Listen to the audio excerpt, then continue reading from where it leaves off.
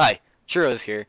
Have you ever seen all those cool kids with their realistic locomotive control and wondered, how can I do that on my own? Well, today I'm going to show you how to make this, which is a very simple locomotive, but it features both realistic locomotive control made by Magnum and the realistic locomotive control EGP, what do you call it? Interface created by myself. And so yeah, stay tuned.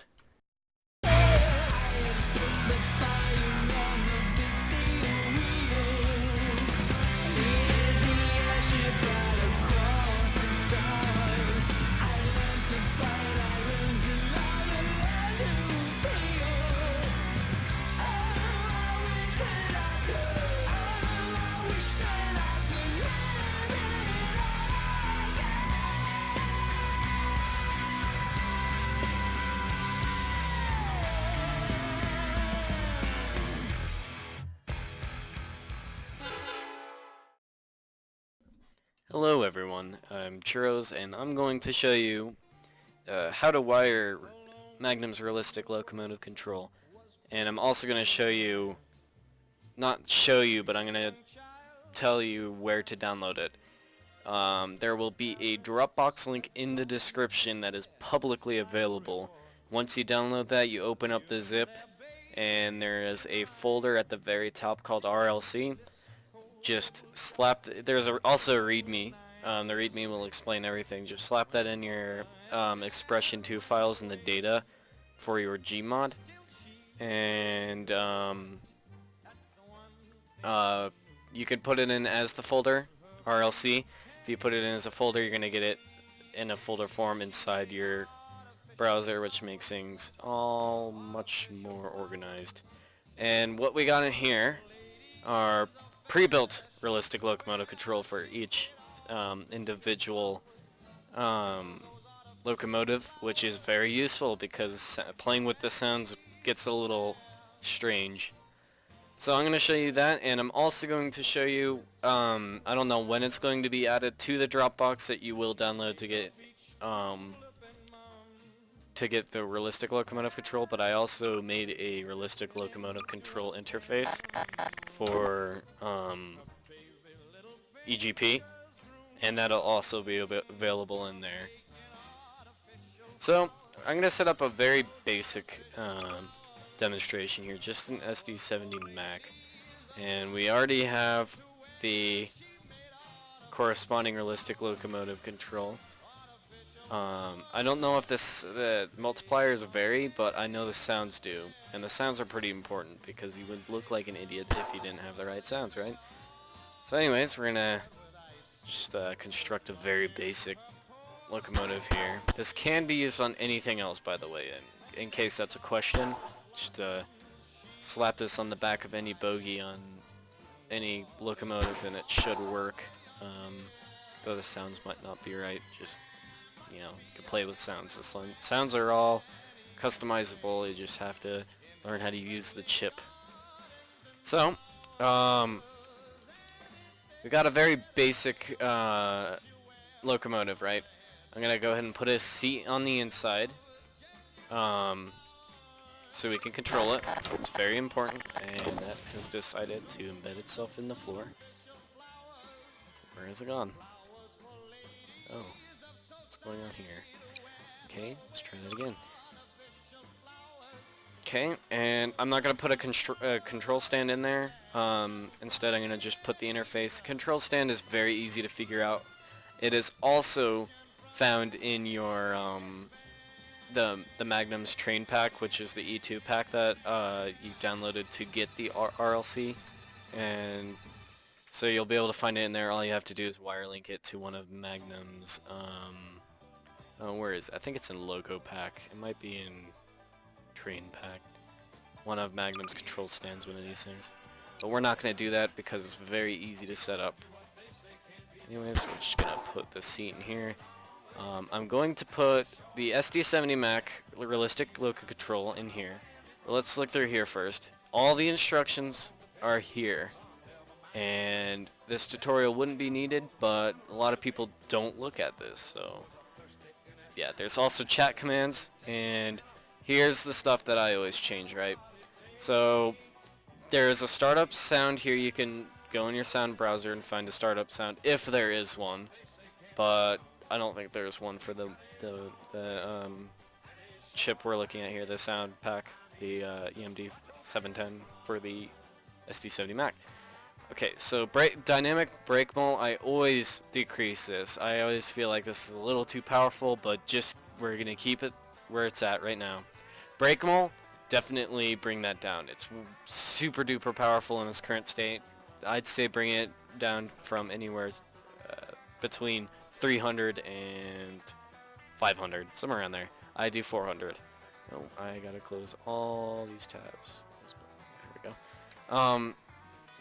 Max speed, I always have it at 1200, so like that, but 800 probably works just fine.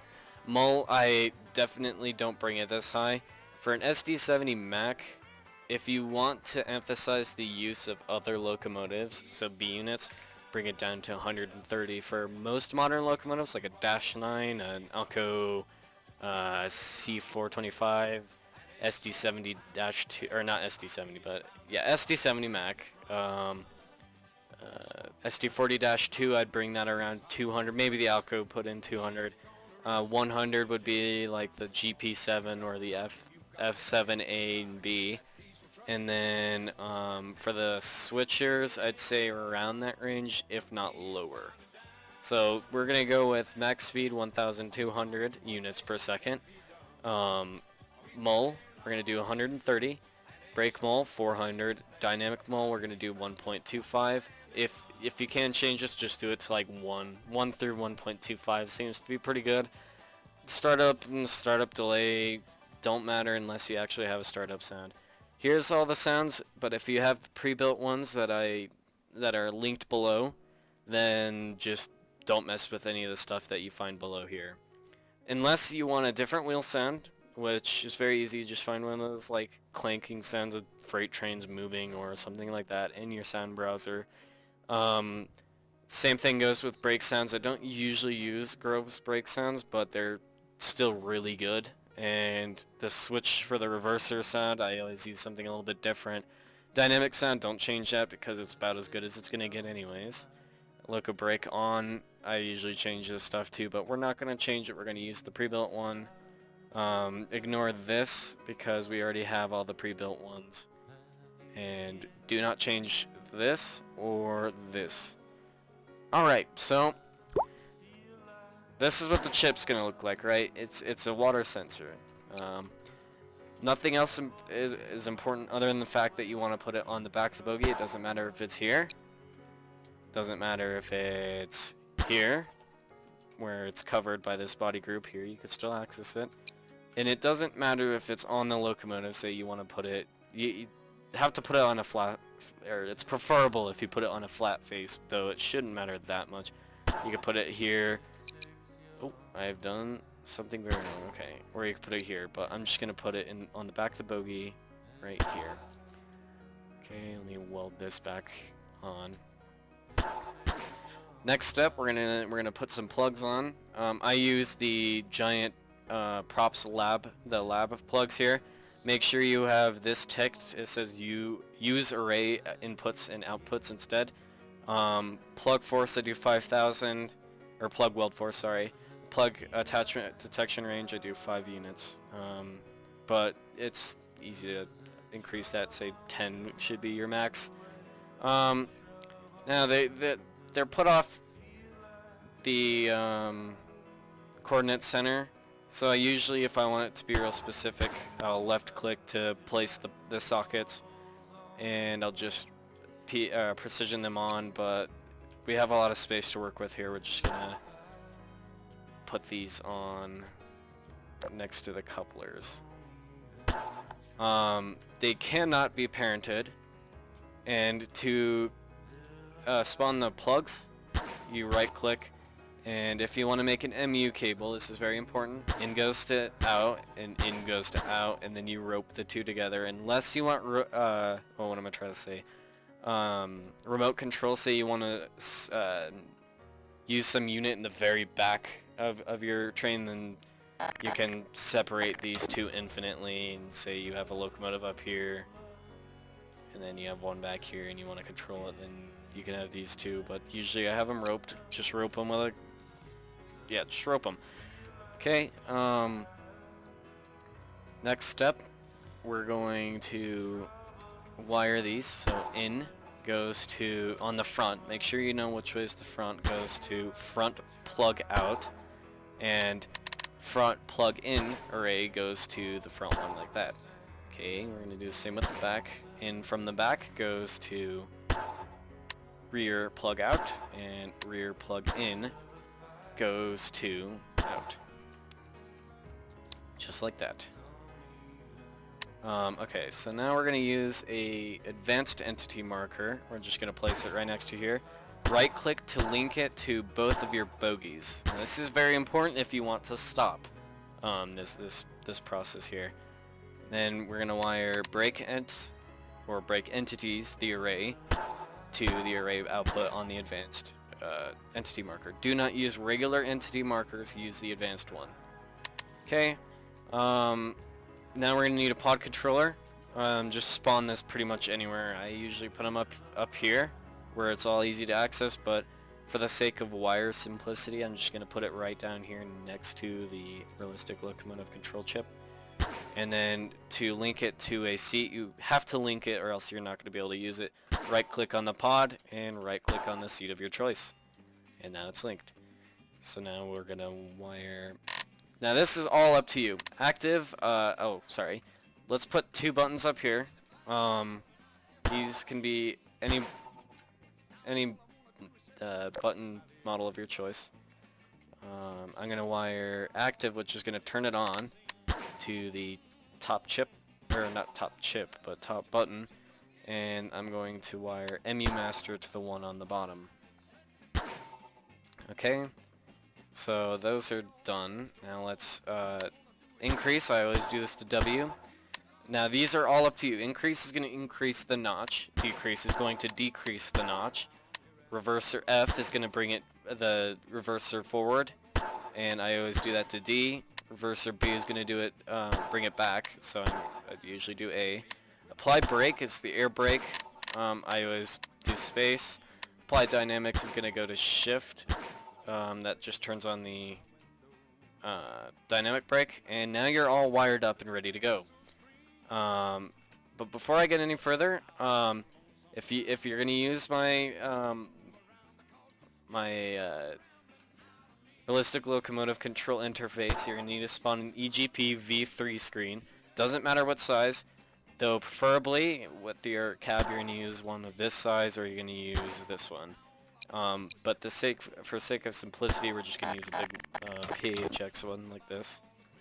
And disable the collisions if you need to, of course. It's always better to have the collisions disabled, though. And I'm just going to place it somewhere where we could see it pretty easily. So, right up here. And you can see that from the seat pretty good. Alright, and then usually you'd be able to parent this to your parent gate. I'm just gonna slap one down right here. You can parent EGP, and then I'm going to paste my chip, which will be found in Magnum's trainee 2-pack. Even though he didn't make it, I'm putting it in there for sake of simplicity, which is this here. Now before I go any further, you have all these color choices here. You could change the colors to your liking. SD is going to change it between mile per hour and kilometer per hour. Railroad, or RR, is going to change the name of your railroad. This will display at the very top of the chip. So I'm going to do Flatgrass Construct and Northern. And then the type of loco can be changed here. We're going to do -9. I don't know what kind of locomotive this is. I think, yeah, it's an SD70. I forgot. I thought it was a GE for a second. So we'll do SD70 Mac. Ignore everything below that. That's all predetermined, and you don't need to mess with that stuff.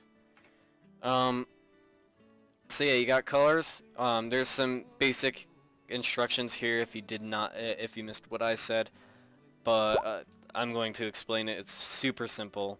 This chip can also be placed anywhere. I'd recommend you actually place it in your cab because it does make sounds. I'm just gonna place it here. You wire link your EGP to here using your wiring tool. L number will go to a unit number changing E2. I don't think there are any available right now. I just made my own. It's very, very simple. I gotta find it. But basically it takes a string input. So you could go into your constant value. You can do whatever number you want. We're gonna do 2582, and then with this drop down bar you're gonna change it to a string. Just like that, and I'll place it there. You wire your string to it, and then it'll display down here. Dynamic brake will go to dynamics down here on your RLC. It'll make a beep sound. Brake will go to brake.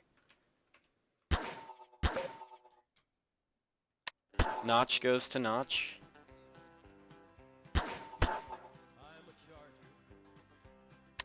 Speed goes to mile per hour or kilometers per hour.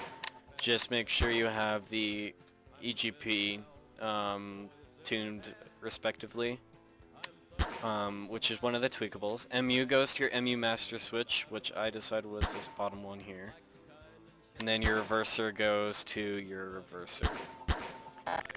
So now this should work. At this point you'd save. So I'll go ahead and do that real quick. Just save, make sure everything's good and ready to go. I'm just gonna do tut for tutorial, and we'll bring it out here. Now, I don't know if I did anything wrong. I don't think I did, so it should just work off the bat. So, right, I did do something wrong. I did not wire allow buttons on the pod to active on the pod. Okay, so now when we're in here, top switch is going to turn it on. As you can see, it turns right on. The bottom switch is going to allow you to change it between a slave unit or a B unit, whatever you want to call it, and between an A unit or a leader. Turning it on will allow you to control locomotives attached to it via the plugs that we made.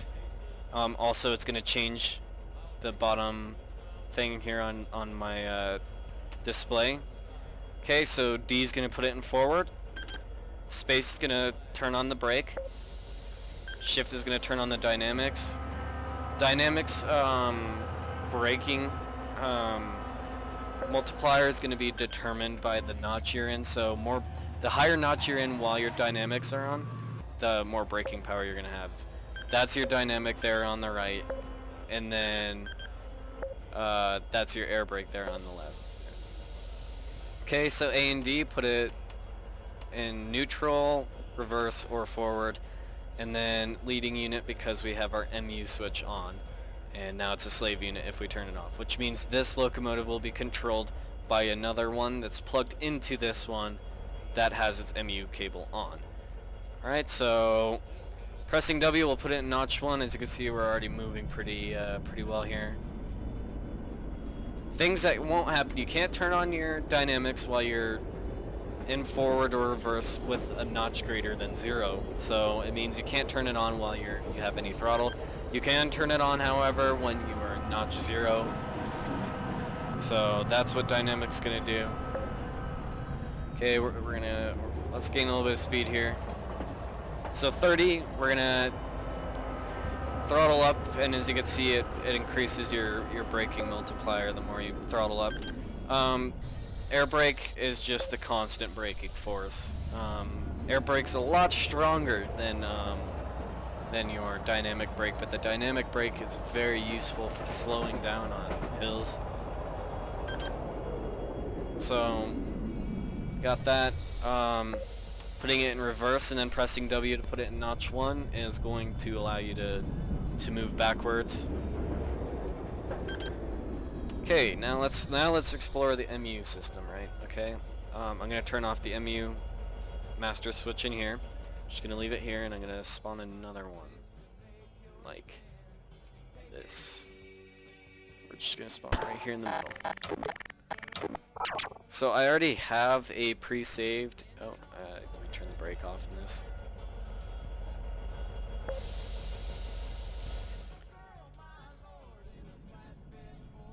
I already have a pre-saved, what do you call them? Just give me a second here. I already have a pre-saved, MU cable. By the way, one last thing. I forgot to tell you this completely. When you are, done hooking up your RLC, it is super important that you go to your physical properties tool and make sure enable gravity is ticked. Press super ice and then apply it to your bogies. This is super important or else it will not move. I think these bogies are already superized, so it doesn't matter. I'm just gonna rope these two together. Nothing changes, you just rope them together to couple them. And then the new thing that we need to explore is how to hook up the MU cable. Okay, this should be connected. Just make sure. Yep. I'm gonna turn this one on. Alright, so I already have one pre-saved. It's just down here. It's called MU cable. What you're gonna do is put one side in on the front and one side in on the back. Now the chip automatically recognizes what side the MU cable is on, so you don't need to do any specific thing. You can have, say, this A unit pointing that way and then this B unit pointing that way, and you don't need to change anything in the code. It automatically detects what port is plugged in. Okay, so this one up here in the front is a slave unit, but we're gonna turn this into the leading unit. Now any changes we make here, say we put it in forward, will be relayed to the locomotive behind it, assuming your MU cape or master switch is off and it's a slave unit. So now you have twice the power. You can notch 1, the one in the back will be in notch 1, just like the front one, and braking power, dynamic braking power will all be more powerful. So now let's say, oh, I want to move back to the one in the back. You turn off the MU cable and the one that you're currently in. I have to actually get out of my seat to do this. So now it's a slave unit. You go back here. Oh, I gotta turn it on, right? Turn on your MU cable. Now this is the master unit. Whatever controls you do in here will control the one that's hooked up to it that is a slave unit. If the MU cable is off, and I occasionally accidentally do this, then there's nothing you can do. You can't control anything in your cab. Great for just sitting still. So yeah, that's how you wire that up. I hope this tutorial is useful. If you have any questions or comments, then leave them below and I'll answer them. Thank you for watching.